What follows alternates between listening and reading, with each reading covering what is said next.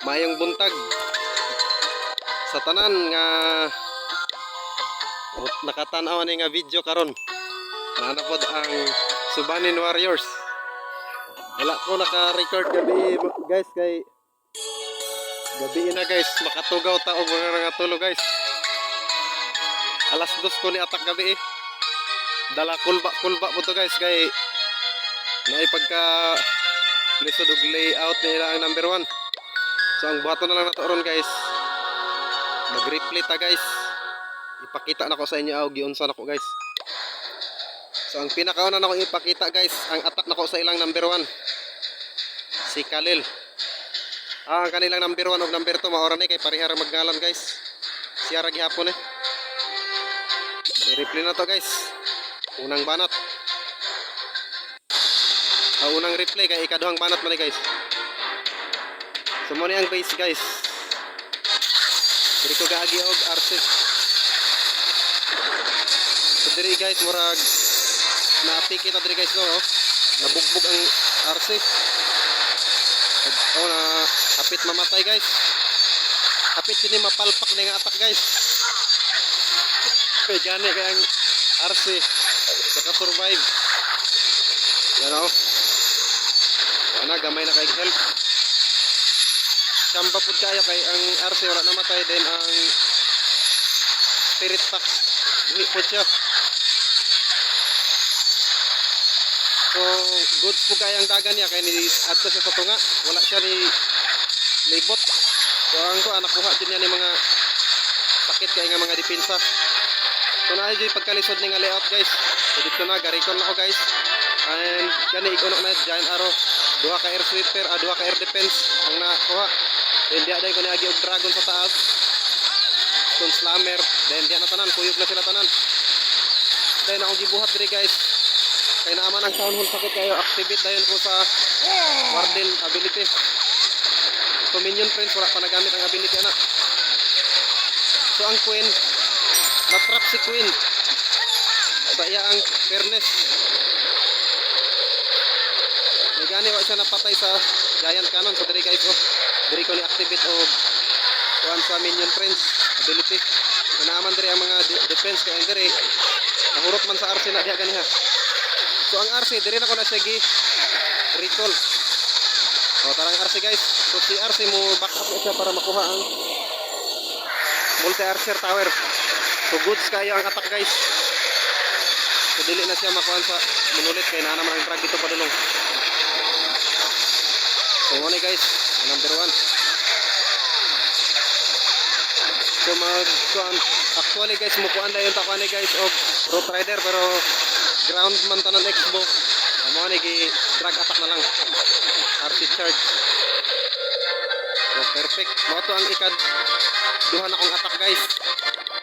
Kaya ang unang banat mao ni ang ilang number 2. So i-replay po na to guys para makita po ninyo ang attack number 2. So replay guys. Diri akong gamit diri mao ra gyapon nga combination sa troops guys. RC charge gyapon ni guys.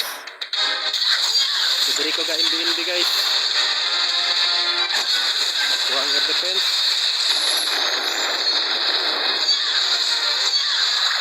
Tinana ka man siya guys.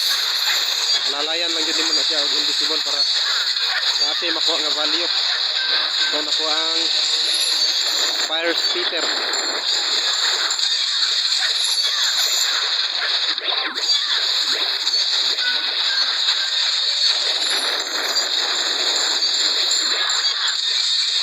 Serious kay ko diri ga-attack ani guys. Motong wala naka-record guys.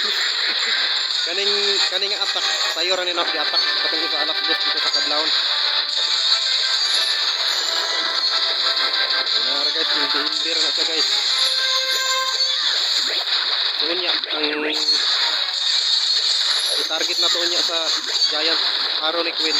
Kaning duha ka air defense guys mao ni atong targeton. So na-recall na nako si RC kay kamatyon na guys. Isa ra ka air defense sa tanggal. Pero ang plano unta ato guys, pati ang kaning isa. Pero wala gid sa naigo pero okay ra man. So dito na ko ni agi sa doon sa TS kana ama dito ang sakit nga defense para i-activate sa warden ability di pud siya masayang. So na guys. dragon. So magamit pa na ko ng mga nabili nga skill guys para sa RCO niya.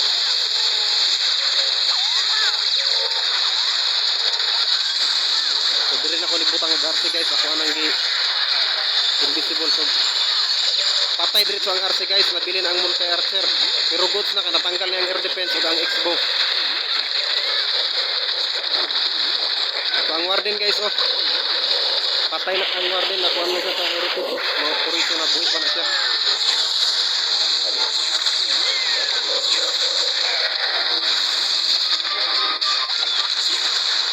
Well, goods pa naman si Minion Prince.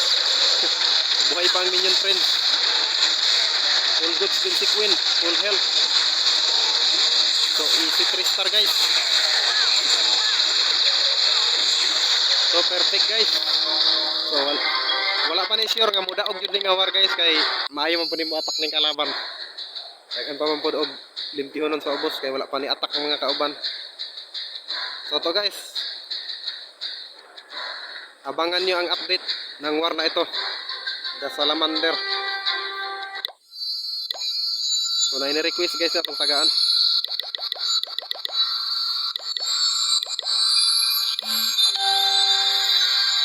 Tagaan na ito siya og archer.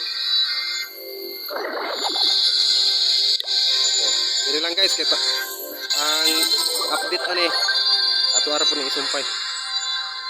So bye bye.